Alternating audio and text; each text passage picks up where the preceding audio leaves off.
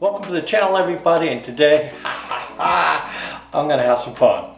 I'm going to show you how to roast your own coffee in your own home, so stick around.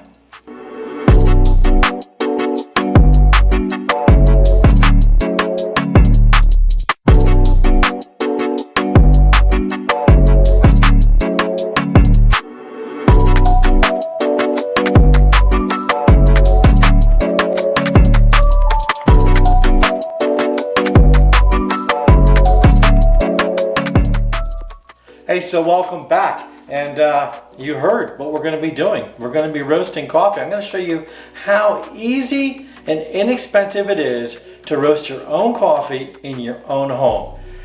Now, why? Well, because right now coffee's expensive. I mean, a lot of things are expensive. I mean, prices everywhere are going, through the friggin' roof. And you can save a ton of money by roasting your own coffee at home using green bean. Here's some green bean right here. And it seems like it's easier now than it ever has been to get a hold of all the items that you would need to roast at home.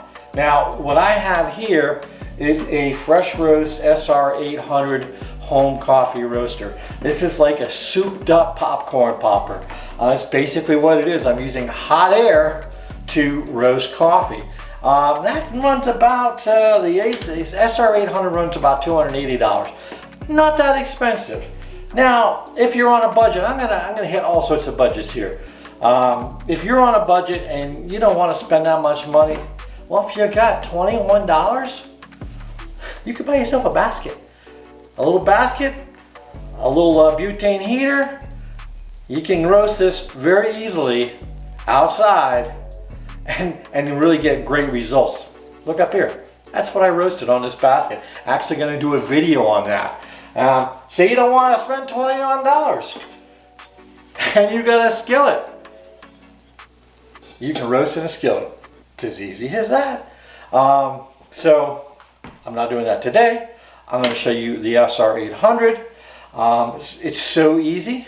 I'm not going to get into all of the specifics about coffee roasting because I want to show you out the gate how easy it is. Now, we could spend a few hours here and I could go over all the different basics of coffee, all the different adjustments you could be making while you're roasting coffee. But the average beginner doesn't need to know all that. You just got to know what you like. What kind of coffee do you like? Do you like light roasted coffee? Do you like dark roasted coffee? Do you like medium roasted coffee? Do you like espresso? You know what it looks like. So if as you can see, this is glass here. You can watch the coffee beans roasting. Okay, when I first started roasting coffee, I just was doing it by sight. But back then, they didn't have all the adjustments that we have now.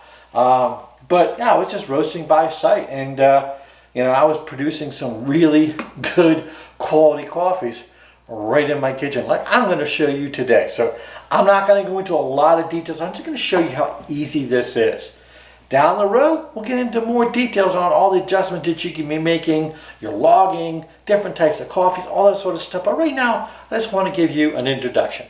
So let's get started here. Let me just give you a quick introduction to the actual roaster here. So this is the roaster. We have the glass viewing tube or the glass container that the coffee beans are going to roast into. We have what we call on the top a chaff collector. Now this is removable, and even the top is removable. This collects the chaff of the beans. The beans have a little skin on them, even after they've been processed, that during the course of the roasting process will actually release from the bean and fly up into there. So if I didn't have this chaff collector here, I'd have chaff flying all through my house. My old roaster, when I had my commercial business, I actually had a tube that would vent it all outside, and chaff would go flying outside and go help fertilize the lawns in the neighborhood. So there's the chaff collector here, and then we go down to the control panel. So we have the main power here. We have the actual power which will turn on the machine, and then we have some settings. We have power settings, and we have a pan setting, and we have our minutes that will count down on the screen here. And then we just control these items, the power and the fan, with a little knob over here all the way to the right. Okay, so with these fluid bed roasters, like this one here, like an air popper, you don't have to preheat this up. Meaning that we can put the beans right in here, turn it on, and we'll get instant heat. With a drum roaster, most commonly used in small, like my old shop, most big roasteries, what have you, commercial roasters, they're heated by, the beans are dropped in this big drum. Again, right up here, I'll just show you right there. A roaster like that, the beans are trembling, but you have to preheat that roaster to like at least 371 degrees before you can drop your beans into the drum to start roasting. Okay, so we'll get that out of the way. There are 3 different levels of roasting when you roast. You got your drying phase. When we put the beans in, they're going to dry out first. They're going to take a few moments to actually heat up and dry. Then we get into the actual roasting, the browning phase. It's the middle stage. This is where we're going to start developing the color in the bean. And then you'll hear a crack. We call it first crack. It's almost like popcorn cracking. Then we're getting into the development stage, the final stage of roasting. And from there, that's where you really hone in your profile. Where do you want your coffee to be? At the very beginning of the crack, where it's kind of light, you let it go through the crack, you get into medium, then you get out of the crack, then you get into like a city roast or full city roast, something like an espresso roast, and then you can get into like a second crack, and you get into the darker roasts like the French roast, Vienna roast, and then burn. Alright, so we went over a little bit of roasting phases. That's all you really need to know when you're first starting out. Okay, I've talked enough. Let's get roasting. Alright, main power is on. My fan is showing it's at 9 right now. My power is showing that it's at 6. My time is automatically set for 15 minutes. I can guarantee it's not going to take us 15 minutes. I like this setting right here. I'm not going to increase the power to like a 9 at full power. I'm going to let these dry out a little bit. There are instructions that come with this that will tell you exactly how to run it for the first time, where you have the power and your fan set at 9. I did like that. They came out fine. Okay? And then you can step it down a little bit. But let's just keep going here. I'm going to turn this on. It is going to get loud. Okay? Not too loud, but you'll see. Okay, we're going to start roasting. My fan is at 9. My power is at 6. Now let's just go ahead. I'm going to bring this over. I just push the button and it just cycles through each component. I'm going to go ahead and change my power to 9. I'm going to run it just like they tell me out of the box. And here we go. Now in the drying phase, beans will start to get a little bit yellow. This is not going to smell like coffee that you normally, after it's roasted and what have you, and ground, you get a nice coffee aroma. It's going to smell kind of earthy, kind of grassy, a little musty. Don't worry, that's the way it's supposed to smell. 1 minute down, and we're drying. Now, if you turn the dial really quickly, clockwise, you'll get the temperature, the air temperature, which I'm going to do. Right now I'm at 317 degrees Fahrenheit.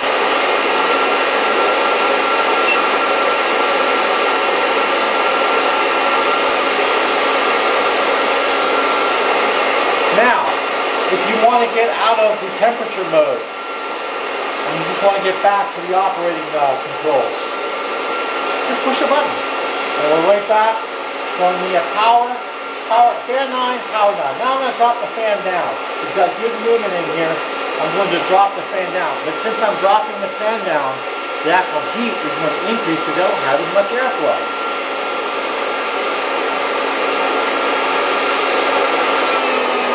I'm going to drop that down to 7.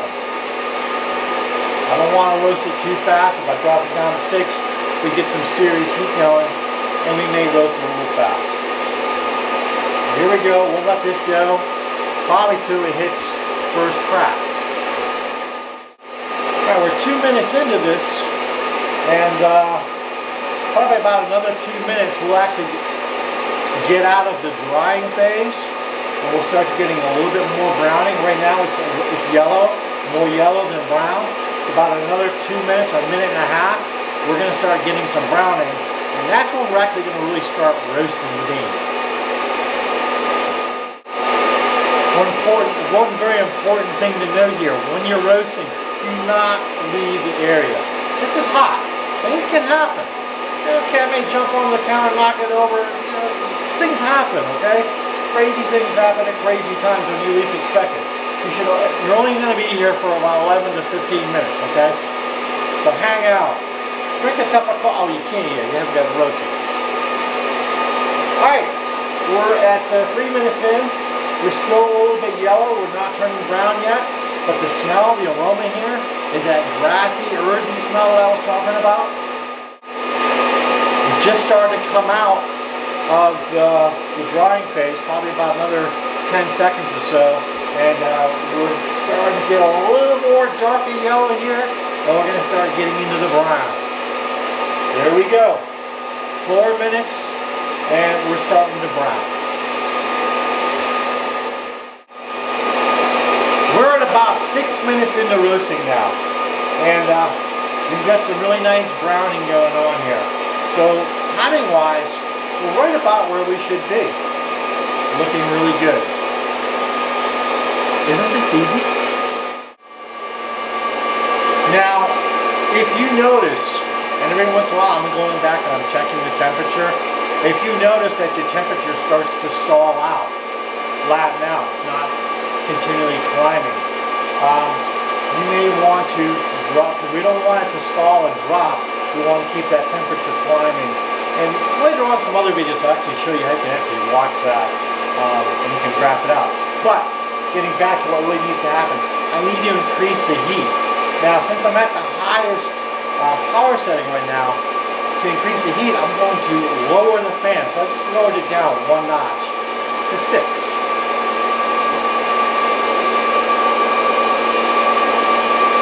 Right now our temperature is at 408. We're actually hitting first crack.